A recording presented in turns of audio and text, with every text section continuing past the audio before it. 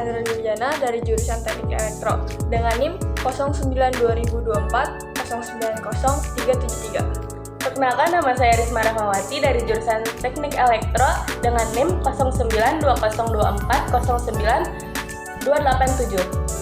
Di sini kami akan menjelaskan tentang pengolahan zakat kontemporer dan peran agama dalam penguatan nilai-nilai Pancasila. Materi pertama ialah pengolahan zakat kontemporer. Pengolahan zakat kontemporer dalam era modern, pengolahan zakat tidak hanya dilakukan secara tradisional, langsung antara muzakir atau mustahik, tetapi juga melalui pendekatan teknologi, kelembagaan, dan pengelolaan profesional. Beberapa aspek penting dalam pengolahan zakat kontemporer adalah 1. Digitalisasi zakat. Penggunaan platform digital untuk mempermudah pembayaran dan distribusi zakat, seperti aplikasi pembayaran zakat online atau crowdfunding berbasis syariah. Kedua, kelembagaan zakat. Lembaga Amal Zakat atau LAZ berperan dalam pengolahan zakat secara transparan, profesional, dan terstruktur, sehingga dapat memberdayakan masyarakat yang membutuhkan. Yang ketiga, pemberdayaan mustahik. Zakat ini tidak hanya diberikan dalam bentuk konsumtif, tetapi juga produktif, misalnya melalui program pendidikan, pelatihan keterampilan, dan bentuk modal usaha. Yang keempat, inovasi manajemen. Pendekatan berbasis data digunakan untuk memetakan mustahik dalam kebutuhan mereka secara lebih akurat. Kelima, kolaborasi dengan pemerintah. Di beberapa negara, zakat diintegrasikan dengan kebijakan pemerintah untuk mengurangi kemiskinan dan peningkatan kesejahteraan. Peran agama dalam penguatan nilai-nilai Pancasila. Agama memiliki peran penting dalam menjaga dan memperkuat nilai-nilai Pancasila sebagai dasar negara. Berikut adalah hubungan dan kontribusi agama terhadap nilai-nilai Pancasila. 1. Ketuhanan yang Maha Esa. Agama mengajarkan keimanan kepada Tuhan dan menghormati perbedaan keyakinan. Hal ini sejalan dengan sila pertama Pancasila yang menuntut toleransi dan kerukunan antar umat beragama. 2. Kemanusiaan yang adil dan beradab. Nilai-nilai agama mendorong umat untuk bersikap adil, menghormati hak asasi manusia, dan berperilaku beradab dalam kehidupan sehari-hari. Ketiga, persatuan Indonesia. Agama mengajarkan pentingnya persaudaraan atau ukhuwah, baik dalam konteks keagamaan, kebangsaan, maupun kemanusiaan yang mendukung integrasi bangsa. Keempat, kerakyatan yang dipimpin oleh hikmat kebijaksanaan dalam permusyawaratan perwakilan. Prinsip musyawarah yang diajarkan dalam agama selaras dengan konsep demokrasi Pancasila yang mengutamakan dialog dan mufakat. Kelima, keadilan sosial bagi seluruh rakyat Indonesia. Agama mendorong umat untuk peduli terhadap kesejahteraan sosial melalui zakat, infak, sedekah, dan aktivitas sosial lainnya yang mendukung pemerataan keadilan. Pesan moral dan edukatif dari pengolahan zakat dan peran agama. Pertama, keadilan dan kesetaraan.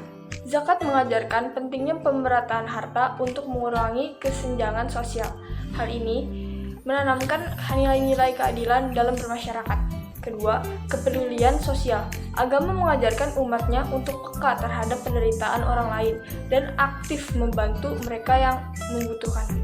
Ketiga, gotong royong dan toleransi. Dalam konteks Pancasila, agama menguatkan rasa solidaritas dan toleransi di tengah masyarakat menjemuk. 4. Pendidikan karakter. Melalui ajaran agama dan implementasi zakat, masyarakat belajar tentang tanggung jawab, amanah, dan pengelolaan sumber daya untuk kepentingan bersama. Dengan demikian, pengolahan zakat kontemporer dan ajaran agama dapat berkontribusi besar dalam memperkuat nilai-nilai Pancasila, menciptakan masyarakat yang adil, makmur, dan harmonis. Kesimpulan dari materi yang telah kita sampaikan, pengelolaan zakat kontemporer yang memanfaatkan teknologi, kelembagaan profesional, dan pendekatan pemberdayaan mustahik memainkan peran yang penting dalam mengurangi kemiskinan dan meningkatkan kesejahteraan masyarakat. Dalam konteks Indonesia, zakat tidak hanya berdampak sosial ekonomi, tetapi juga memperkuat nilai-nilai Pancasila seperti keadilan sosial, gotong royong, dan persatuan. Agama memiliki peran strategis dalam menanamkan nilai-nilai moral seperti keadilan, kepedulian, dan toleransi yang sejalan dengan prinsip-prinsip Pancasila. Dengan menyinergikan pengolahan zakat dan ajaran agama, dapat tercipta masyarakat yang tidak hanya makmur secara materi, tetapi juga harmonis secara spiritual dan budaya. Mendukung visi Indonesia sebagai negara yang berkedaulatan, adil, dan makmur. Sekian dari kami, Kurang lebihnya mohon maaf. Wassalamualaikum Warahmatullahi wabarakatuh.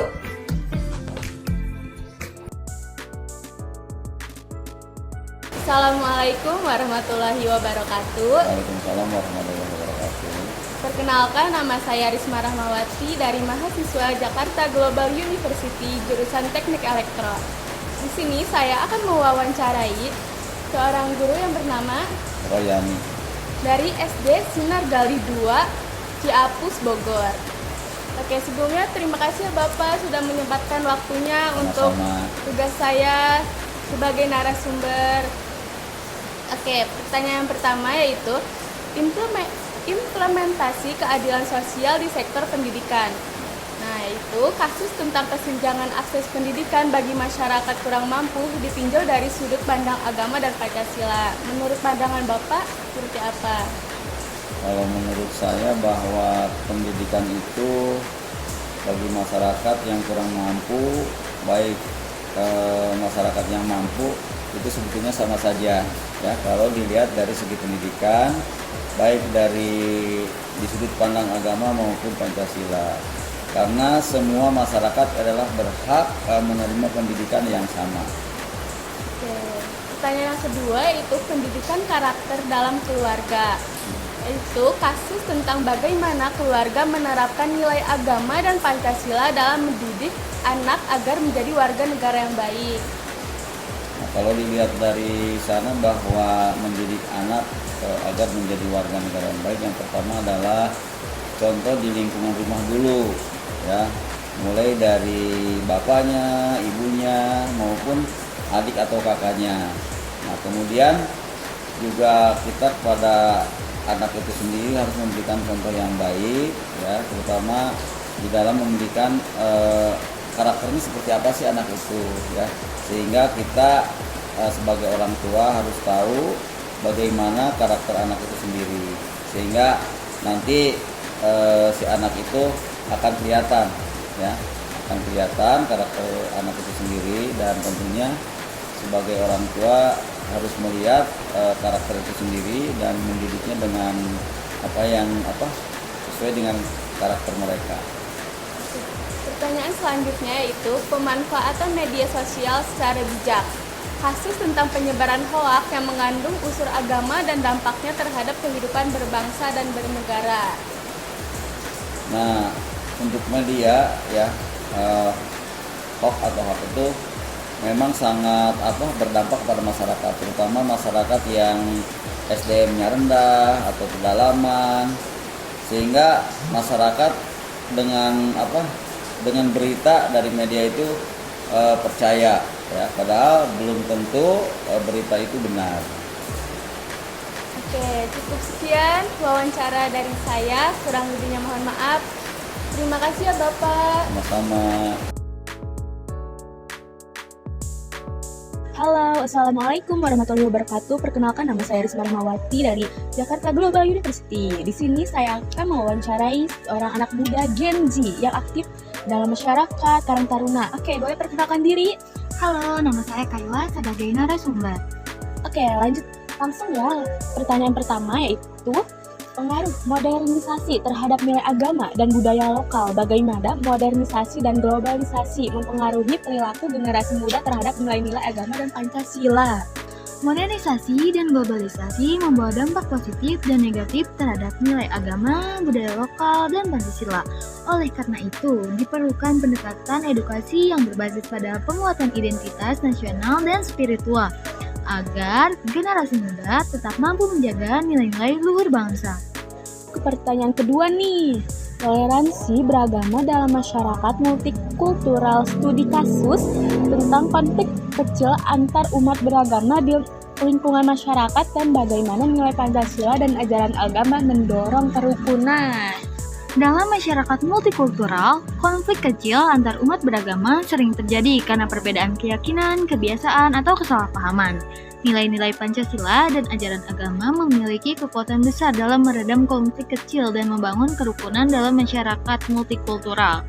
Dengan mengedepankan dialog, penghormatan, dan kerjasama, konflik dapat diatasi sehingga tercipta masyarakat yang harmonis dan damai. Ya, pertanyaan ketiga, yaitu pertanyaannya solidaritas sosial dalam bencana alam. Studi kasus tentang bagaimana nih masyarakat dari berbagai latar belakang agama bekerja sama membantu korban bencana alam. Solidaritas sosial dalam bencana alam menunjukkan bahwa masyarakat Indonesia mampu mengesampingkan perbedaan agama dan budaya untuk bersatu membantu sesama. Hal ini mencerminkan semangat Pancasila dan ajaran agama yang menekankan pentingnya persatuan, gotong royong, dan kepedulian terhadap kemanusiaan. Dengan memperkuat kolaborasi lintas agama, kerukunan dan persatuan bangsa semakin terjaga. Assalamualaikum warahmatullahi wabarakatuh. Perkenalan, nama saya Sandra Bujana dari jurusan Teknik Elektro. Di sini saya akan mewawancarai dengan narasumber guru saya sendiri, yaitu Kak Asep. Ya, selamat siang. Bagaimana agama dalam membantu mengatasi konflik sosial berbasis perbedaan etnis? Kewajiban terutama berarti adalah di sini ada pemuka agama, terus juga masyarakat pada umumnya. Ya belajarlah berkaitan dengan agama. Terus belajar dengan agama, jangan meninggalkan agama, sehingga nantinya kembali lagi ketika kita belajar terus menerus, salah satunya itu insya Allah itu tidak akan menjadikan adanya bentrok antar etnis, tidak akan. Karena kan dalam agama pun jelas kita itu berbeda-beda, kan? Tetapi yang membeda karena kita itu sebetulnya itu sama, ya, baik itu manusia yang etnisnya A ataupun etnisnya B, yang hanya membedakan itu dalam agama itu adalah hanya tingkat ketakwaannya saja sebetulnya. Sehingga ketika kita beragama, ketika kita mendalami agama, justru tidak akan menjadikan ada pertentangan antar etnis, tidak akan. Ya, karena sudah mengerti. Jadi itu saja yang sebetulnya. Kita kembali kepada agama, ya salah satunya sampai hari ini terus ada pelajaran agama di sekolah, ada pelajaran tentang Pancasila di sekolah, itu ada salah satunya untuk itu supaya mencegah terjadinya peperangan antar etnis.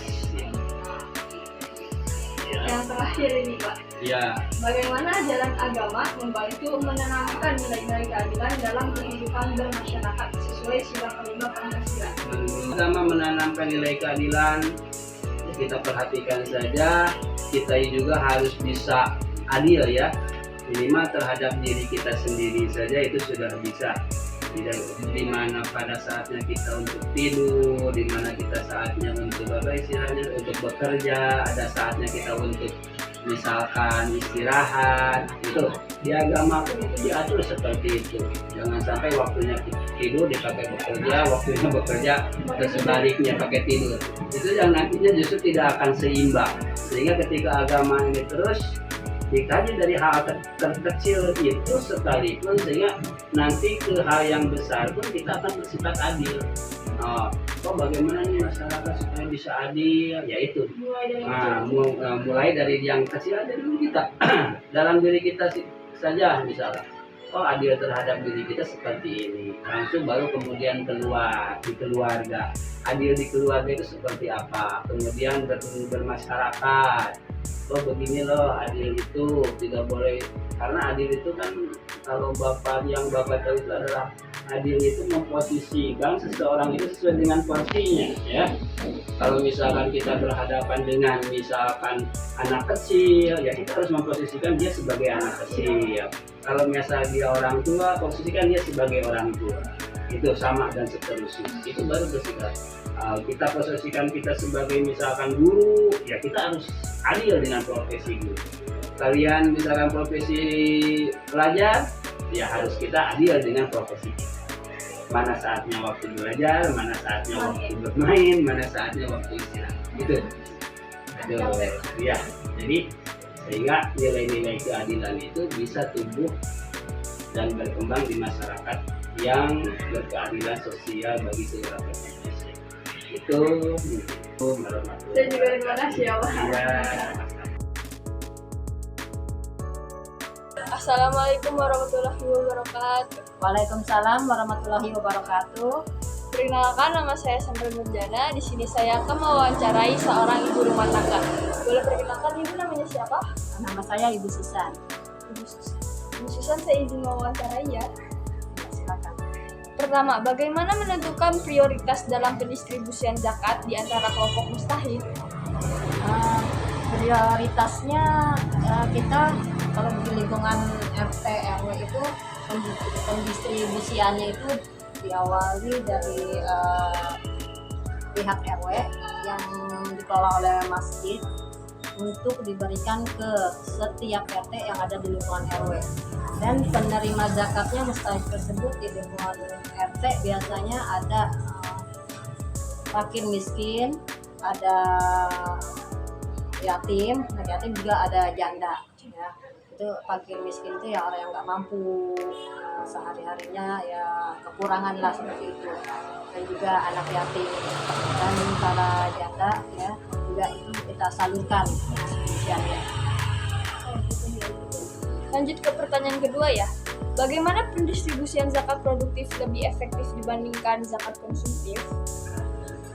Kalau zakat produktif itu kan zakat seperti modal untuk usaha ya, modal usaha produktif. Itu modal usaha tersebut bagi penerima zakatnya nanti itu bisa dikelola, bisa dibuat usaha lagi dan mungkin hasilnya bisa dibagi hasil pendapatnya bagi hasil